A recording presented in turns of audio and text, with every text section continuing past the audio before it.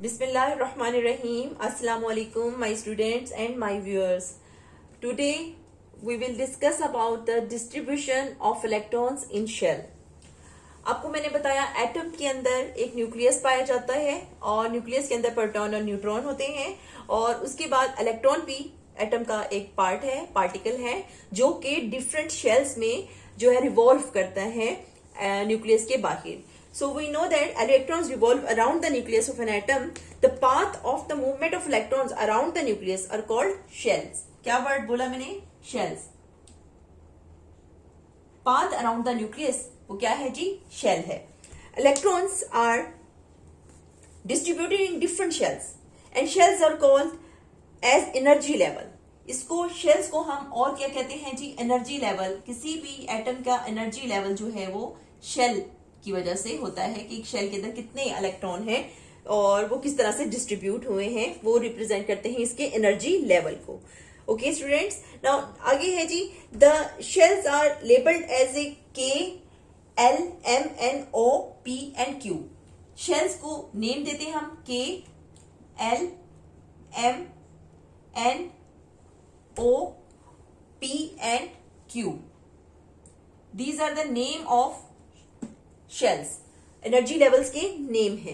पहला जो शेल होगा उसको हम के बोलते हैं, नेक्स्ट को सेकंड वन को L, third M, fourth N, fifth O, फिर सिक्स जो है पी एंड सेवन जो है वो क्यू. इस तरह से इनको हम नेम करते हैं एनर्जी लेवल्स को. So we can calculate the number of electrons in a shell. कैसे कैलकुलेट कर सकते हैं? We use a formula that is the 2n square. Is the formula of the atom जिसके अंदर हम एनर्जी लेवल और उसकी डिस्ट्रीब्यूशन ऑफ इलेक्ट्रॉन को फाइंड आउट करते हैं. 2n square is an formula. Number of electron को in the shell find out करने के लिए हम इसको यूज करते हैं.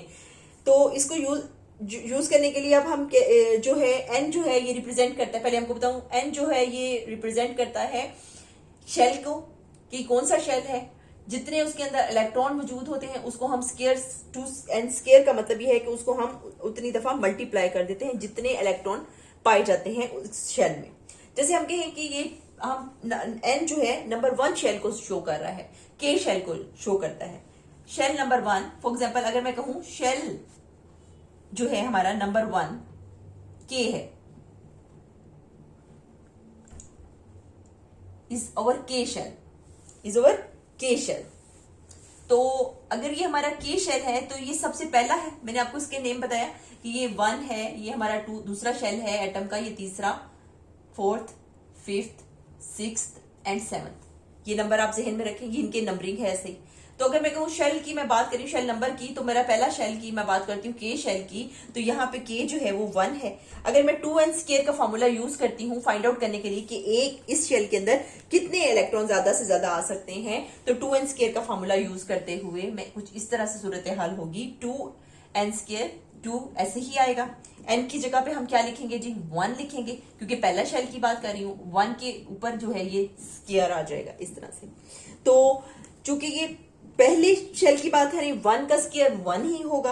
आपको पता है ये मैथ का रूल है, 1 का स्क्वायर 1 ही. तो 2 multiplied by 1 is equal to 2 जो है ये आपका आ जाएगा. यानी के शेल में ज्यादा से ज्यादा इलेक्ट्रॉन 2 आ सकते हैं. इसी तरह हम दूसरे शेल को फाइंड आउट कर सकते हैं. शेल नंबर 2 जो है हमारा, जो कि हमारा एल शेल है. कौन सा शेल है? एल. तो हमारा ये दूसरे नंबर का शेल है. इधर 2n स्क्वायर का हम फॉर्मूला यूज करेंगे, तो 2 मल्टीप्लाई बाय 2 एंड स्क्वायर ऊपर आएगा.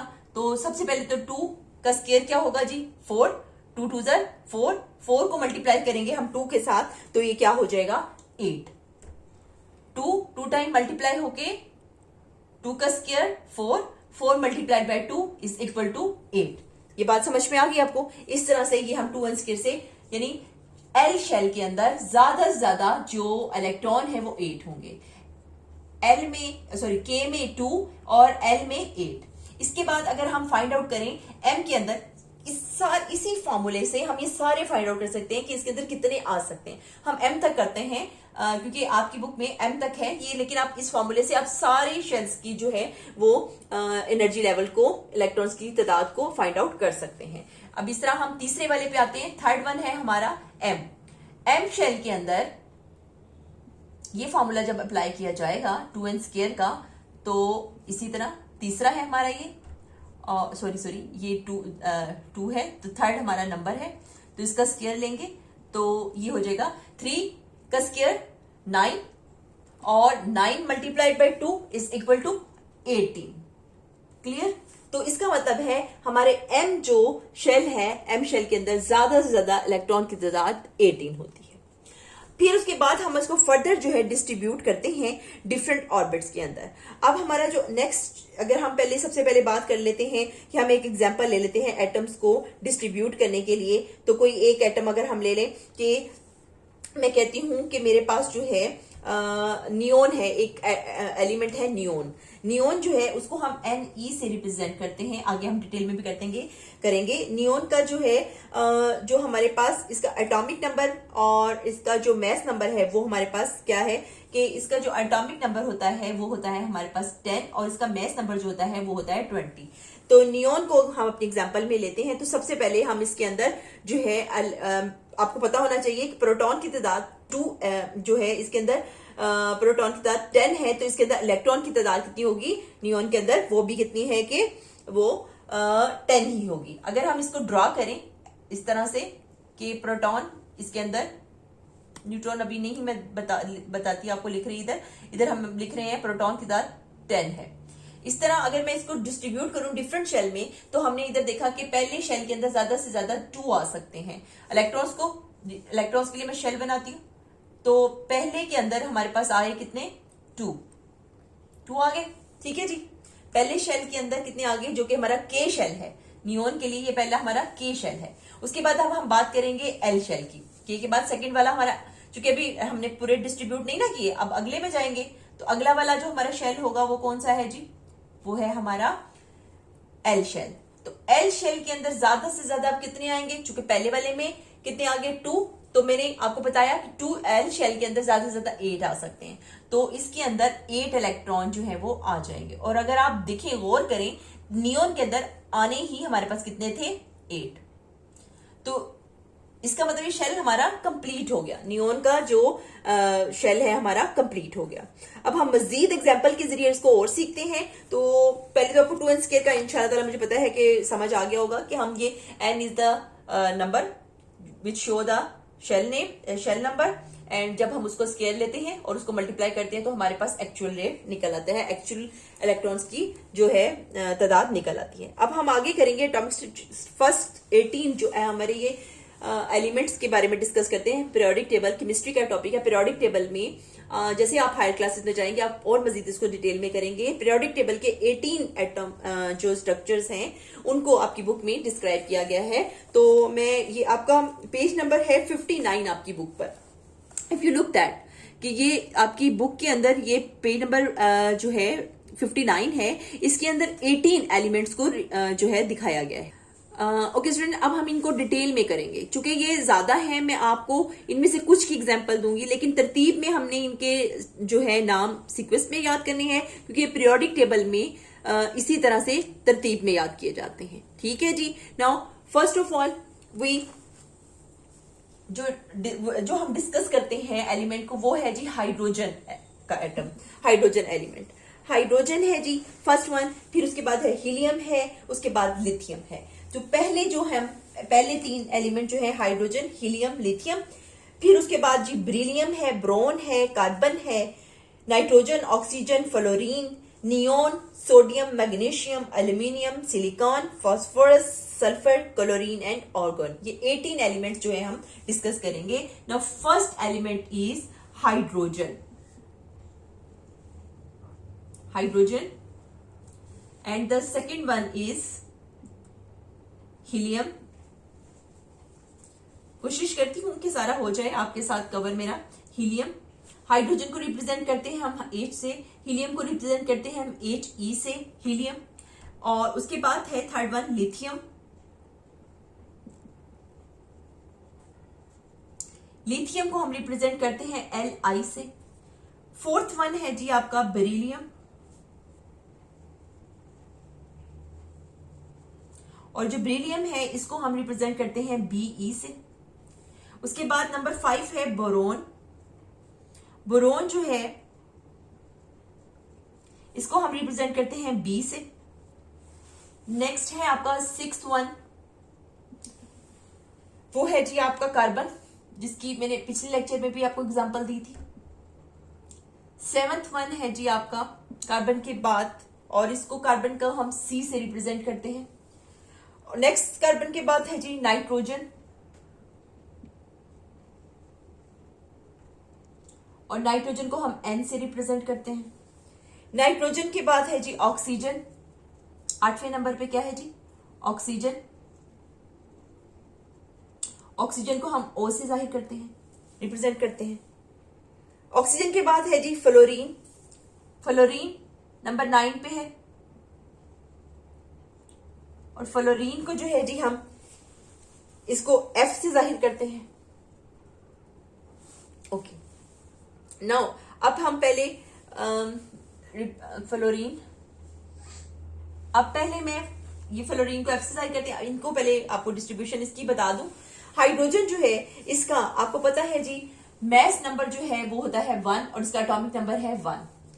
इसी तरह हीलियम का जो आपने मैस नंबर है, चूंकि नंबर 2 पे है, इसका मैस नंबर इसको 2 पे इसी रखा है according to their atomic number, according to their atomic number. तो इसका मतलब पहले सबके मैं एटॉमिक नंबर ही लिख लेती हूँ, आपको इस तरह पता भी चल जाएगा।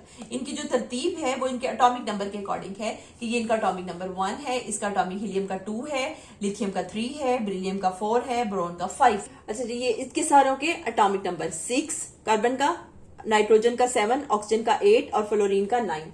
अब हाइड्रोजन के ऊपर मैंने इसका मैस नंबर 1 लिखा है, तो इसका मैस नंबर जो है वो 1 है। और आपको पता है मैंने पहले भी आपको ये समझाया था, जो मैस नंबर है वो प्रोटॉन और न्यूट्रॉन की जो नंबर है उनको शो करता है। चूंकि हाइड्रोजन के अंदर कोई न्यूट्रॉन नहीं होता, इसलिए इसका मैस नंबर 1 है।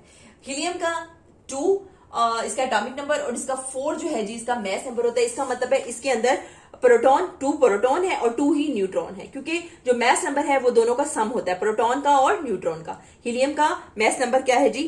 4 है। इसी तरह लिथियम का जो है जी, लिथियम के अंदर 3 जो होते हैं, इसके अंदर इसके प्रोटॉन होते हैं, 3 इसके अंदर इलेक्ट्रॉन होते हैं, लेकिन इसके अंदर न्यूट्रॉन की तादाद जो होती है वो 4 होती है। इसलिए लिथियम का जो मैस नंबर है वो 7 होता है। लिथियम का मैस नंबर 7 इसलिए है कि इसके अंदर न्यूट्रॉन एक ज्यादा होता है। इसके बाद है जी कि बेरिलियम। बेरिलियम जो है ये डबल है, बेरिलियम जो है, बेरिलियम का जो मैस नंबर है वो है इसके अंदर बिल्कुल इसी तरह 4 जो है, अगर इसके अंदर प्रोटॉन है तो 4 इलेक्ट्रॉन होते हैं, और लेकिन इसके अंदर जो है 5 जो है वो पाए जाते हैं न्यूट्रॉन। तो इसका जो मैस नंबर होता है वो 9 होता है। इसी तरह बोरोन का जो है मैस नंबर 11 है। हमेशा आपने याद रखना है जो प्रोटॉन है और इलेक्ट्रॉन है उनकी तादाद जो है वो हमेशा बराबर होती है। जो अगर कोई चीज एक्स्ट्रा होती है तो वो क्या है? न्यूट्रॉन होता है। और वो इस तरह से प्रोटॉन और न्यूट्रॉन का जो सम है वो हमारा मैस नंबर बना देता है। इसी तरह से कार्बन का जो है मैस नंबर 12 है, और नाइट्रोजन का 14, ऑक्सीजन का 16 और फ्लोरीन का 19। ओके, इसमें फ्लोरीन में भी एक न्यूट्रॉन जो है वो ज्यादा है। ओके, अब हम इनकी एटॉमिक डिस्ट्रीब्यूशन की तरफ आते हैं, एटम के इलेक्ट्रॉन की डिस्ट्रीब्यूशन की तरफ आते हैं, इलेक्ट्रॉन्स की शेल के अंदर। हाइड्रोजन को जैसे कि अगर हम इसका एक जो बनाएं, एक एटम बनाएं, तो उसके अंदर एक ही जो इलेक्ट्रॉन जो है वो रिवॉल्व करता है इसके शेल में। और कौन सा शेल होगा? वो शेल होगा के, पहला शेल के। हीलियम की अगर हम बात करते हैं तो हीलियम के अंदर जो है 2 प्रोटॉन है, तो इसका मतलब 2 ही इलेक्ट्रॉन होंगे। तो न्यूक्लियस के साथ इसका अगर हम शेल बनाएं तो इसके अंदर 2 इलेक्ट्रॉन जो है वो आ जाएंगे। तो ये इसके भी के शेल की बात, के शेल पर ही आई, के। ठीक है जी। और के में आपने पहले मैंने आपको बताया कि के के अंदर ज्यादा से ज्यादा इलेक्ट्रॉन 2n स्क्वायर के फॉर्मूले के मुताबिक, किसके मुताबिक? 2n स्क्वायर के फॉर्मूला, जिससे हम शेल्स के अंदर इलेक्ट्रॉन की तादाद को शो करते हैं, 2 ही इलेक्ट्रॉन जो है वो आ सकते हैं, 2 इलेक्ट्रॉन आगे के में। इसी तरह अब लिथियम की अगर हम बात करें तो इसके अंदर अगर 3 है तो इसका मतलब है कि इसके अंदर 3 जो है इलेक्ट्रॉन ही पाए जाएंगे। प्रोटॉन 3 है तो इलेक्ट्रॉन भी 3 ही होंगे, और जो 4 है वो इसके न्यूट्रॉन होंगे। अब अगर हम इसके न्यूक्लियस के अराउंड जो है शेल को शो करें तो पहले शेल के अंदर 2 इलेक्ट्रॉन आ गए, और ये इसका कौन सा शेल है? ये इसका के शेल है। लिथियम का ये के शेल है। इसके बाद में अभी इसके अंदर इलेक्ट्रॉन की तादाद कितनी होनी चाहिए? 3। 1 रिमेनिंग इलेक्ट्रॉन रह गया तो वो अगले ऑर्बिट में, अगले शेल में चला जाएगा और वो अकेला एक इधर आ जाएगा, ये एक इलेक्ट्रॉन। इस तरह से हम कहेंगे इसके एल शेल के अंदर जो है वो तीसरा इलेक्ट्रॉन आ गया। तो लेकिन अभी इसका ऑर्बिट जो है, इसका शेल जो है वो कंप्लीट नहीं है, वो अलग एक बात है, लेकिन हमने इसकी डिस्ट्रीब्यूशन कर दी। इसके बाद अगर हम बेरिलियम की बात करें, बेरिलियम के अंदर ये न्यूक्लियस, अब इसकी डिस्ट्रीब्यूशन करें 4 इलेक्ट्रॉन की करनी है, तो पहले वाले में कितने आ गए? ये कहीं पर भी आप इलेक्ट्रॉन शो कर सकते हैं, 2। ये इसका कौन सा है जी? के। अब एल के अंदर कितने चले जाएंगे? अगर 2 इधर आ गए तो एल में कितने होने चाहिए जी?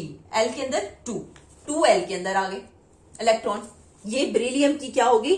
डिस्ट्रीब्यूशन होगी। इसी तरह बोरोन की अगर हम बात करें तो बोरोन के अंदर ये न्यूक्लियस, तो पहला शेल जो होगा उसके अंदर, पहले शेल के अंदर 2, के अंदर होते ही 2 है, आपको पता है। उसके बाद बाकी कितने बचे हमारे पास? 3। चूंकि 5 है हमारे पास प्रोटॉन, तो 5 ही इलेक्ट्रॉन होने चाहिए। तो इसका मतलब है जो हमारे पास 3 इलेक्ट्रॉन है वो इसके एल शेल में आ गए। 1 2 3। ओके, आई थिंक आपको ये डिस्ट्रीब्यूशन समझ आ रही होगी। इसी तरह हम इन सब की भी डिस्ट्रीब्यूशन शो कर देते हैं। अच्छा जी, इसमें आप कार्बन देखें, कार्बन के अंदर अगर 6 जो है प्रोटॉन है, इसका मतलब 6 ही इलेक्ट्रॉन होंगे। पहले के में कितने आ गए? 2। उसके बाद कितने बच के? बाकी 4 जो है वो हमारे पास चले जाएंगे एल के अंदर इलेक्ट्रॉन। ओके जी, इस तरह से ये डिस्ट्रीब्यूशन किसकी होगी?